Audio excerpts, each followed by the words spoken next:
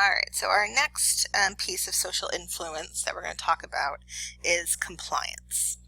So compliance is when we go along with someone because they're asking us to. So we're doing something as a response to an ask or a request. So I comply with a request. Can I borrow your car? Sure, good, I'm complying. I'm letting you borrow my car because you've asked me to. So compliance just really looks at like how do we get people to do what we want them to do? All right, how do we get them to comply with our request to do something? So compliance is studied a lot in consumer psychology because when you think about, when you go to buy something, when people are selling something, what are they doing? They're just asking you to buy it, right? Please buy our product. How do I get you, though, to comply with buying it? How do I, ensure that I will get that sale? So consumer psychologists really study, like, what's the best way to kind of, get your person to say, yes, I'll spend this money. Because really, we don't need the majority of the stuff we have, right? As far as survival goes, we don't need like 95% of the things we own. But we buy them because we think we need them for some reason. So we're going to talk about this again a little bit later, as we're going to talk about like what goes into the psychology behind it. But one way that we can get you to comply is with what's called the foot in the door phenomenon. It's also called small request, large request. So this goes with the kind of psychological principle that once someone starts saying yes to you and agreeing to do things, it's really hard for them to say no. All right. Once you've kind of already said, yes, I'll watch your kids, or yes, I'll do this, or yes, I'll do that, when they ask you again to do the same thing, or they ask you for something a little bit more, we tend to say yes again because we don't want to look like, dicks pretty much. So the foot in the door phenomenon kind of uses this. So if you want someone to do a really big request, you ask them for something smaller first, and then you work up to the bigger thing. So let's say that your friend is moving and he says, hey, I'm moving. I'm going to move in the middle of August in Texas, when the weather's just great. And I live on a third floor apartment with no elevator. And I need to move my king-sized bed and my weight sets and my oak dining room table and my sectional sofa from my third floor apartment over to another third floor apartment across the apartment complex. And there's, no moving truck or anything. We're just going to have to haul it over there. Now, that's a huge request. No one's going to say yes to that. Everyone's going to be like, oh, hell no, right? Like, find someone on Craigslist to pay. You can pay to do that. There's no way I'm doing that. That's a really big ask of someone.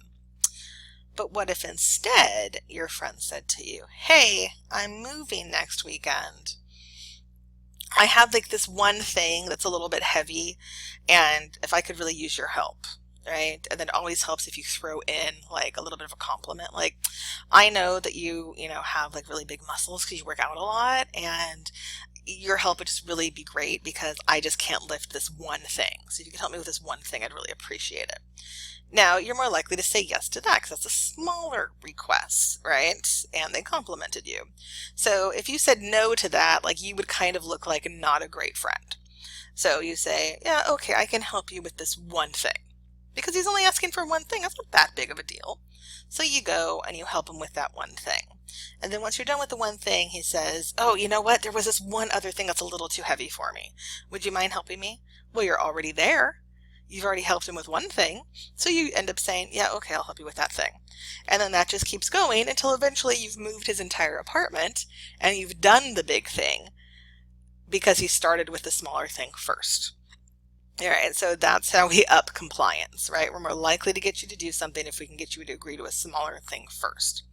So we can also see this a lot at kiosks at the mall. Oh, remember the mall, everybody? The mall.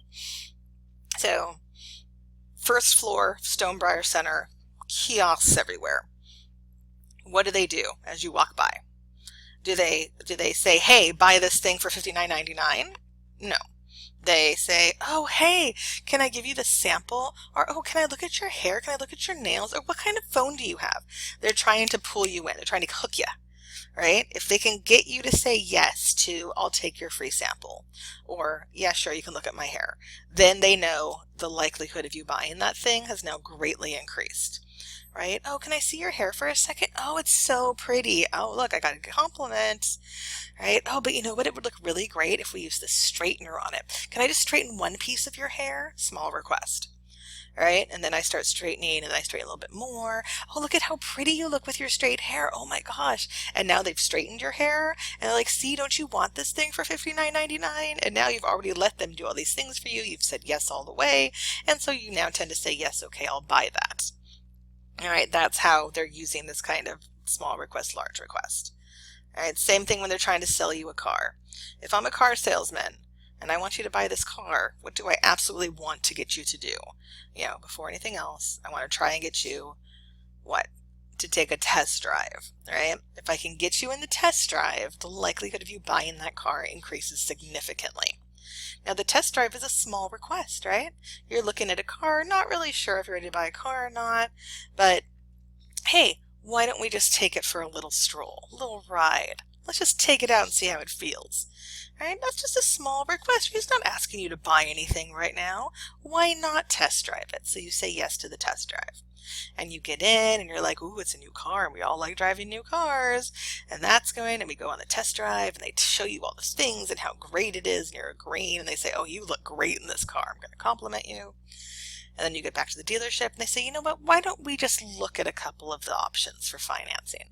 No, no, we don't have to sign anything right now. Let's just look at them. Right? Well, we're just looking. It's a small request, although it's taking it up a notch, isn't it? And then we just keep going and going until they've thrown in like the protective coat and the sunroof and all these other things, and now you've just paid $40,000 for a car that you weren't even sure you wanted to buy. Right? Because if they came at you and said, hey, buy this car for $40,000, you automatically would have said no. But I start with that small request. I get my foot in the door, and then I start kind of upping it until I get you to buy more things. So knowing that this is how people try to get you to buy things and being aware of it, you can know that it's okay. You can always stop, right? Compliance is you have to agree to do it, right? But you have the ability to stop at any time and say, no, I'm not going to buy this. I'm not going to do any more of this. I'm not going to move any more of your stuff, Brian, right? So you need to realize, though, that you can be easily manipulated by this and that you also have the right to stop at any time. All right. So our last bit of social influence, almost said conformity, wrong word, is obedience. So obedience is compliance, but it's compliance due to the perceived authority of the asker. So we're still being asked to do something, but the request is perceived as a command. So we don't think we have a right to say no. So we're just obediently having to follow what this person is asking of us. So we're still being asked, like I said, but we feel like we can't say no to it. We feel like we have to do it, that we're being commanded to do it. Now, obedience can be important, right? We do need to have, obedience in some aspects of our lives. And, authority figures are important, right? Who was your first authority figure ever? Your parents, right? When your parents told you to do something, you didn't really think you have that much of an option. You can say no, but then you're going to get in trouble, and so you have to end up doing it anyway. However, you don't necessarily have to do it, right? You still have to choose to do it, but you feel like you don't have a choice. So obedience is really interesting because who we obey and why we obey them has a lot to do with the authority that we give the person. And they may have the authority, or they may not have the authority. So we tend to give authority to authority figures like our parents, police officers, maybe politicians, firefighters, people that, teachers, that we give some sort of say like, okay, I should do what this person says, right? It's important for me to do what this person says. If you're, in an area and, police show up and they get out of their car and they say, everybody get down, you're going to want to get down. You don't want to be standing there and be like, well, why should I do what you say, police guy? Like, no, like, get on the ground. Right? You're about to die. You know, it's important that we do show some obedience at some times. However, sometimes we're obedient to people and we give them authority when we shouldn't. Right? And the appearance of authority can be just as powerful as actual authority. Right? Holding a clipboard tends to give people a lot of authority for no apparent reason. Right? But there have actually been studies that show that if someone with a clipboard tells you to do something, you tend to do it. Whereas if someone without a clipboard asks you, you don't do it. What does a clipboard have to do with anything? You can buy it for 30 cents, but yet it seems to make someone seem more important. And so we're more likely to give them, you know, a feeling of authority. So I used to test this back when I taught at university, and I would have, you know, 500, 600 students in a class. The very first day of class, so this is way back before social media, I know, so long ago, and rate my professors and all of that. So no one really knew who I was, you know, and I was brand new to teaching pretty much in graduate school. And I would walk in the first day of class, and, you know, they'd have, you know, 500 students there, and I would say, okay, everybody, welcome to class. I need you all to stand up right now, please. Everybody get up. And so, you know, they'd all kind of stand up, all right, stand up. And I'd say, okay, thank you all for standing up. Now I need you all to stand on one foot, please. And they'd all kind of like look around and be like, all right, and they'd stand on one foot. And I'd say, okay, now I want you to start hopping. Hop on that foot, please. Hop on that one foot. And they'd all start hopping on one foot, and it would be hilarious. And I'd say, okay, now I want you to pat your head and rub your tummies while you hop. And 500 students would hop on one foot while they patted their head and rubbed their tummies, and it was hilarious every time. It never got old. And, you know, they're sitting there and they're doing it, and I'm just like, hey class, why are you doing this? And they're just like, 'cause you told us to. And I'm like, okay, well, who am I? And they said, you're our teacher. And I said, oh, am I? And you would just see this look come over their faces of, huh, wait, is she our teacher? And then they would kind of slowly put their arms and their foot down and just be like, like, huh. Like, I just got 500 people to do a ridiculous act, and they had no idea who I was. I could have been some crazy person off the street who just walked into the classroom and said, do this thing. All right? All I did was stand in front of a classroom and talk, and they immediately would give me authority and do what I asked them to do, with knowing absolutely nothing about me or who I was. Right? That is the power that obedience can have over people.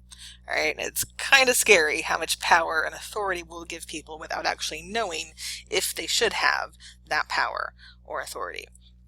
So in our next video, we're going to talk about probably one of the most famous psychology experiments that looked at obedience to authority and what that means and what it looks like and how kind of bad it can be.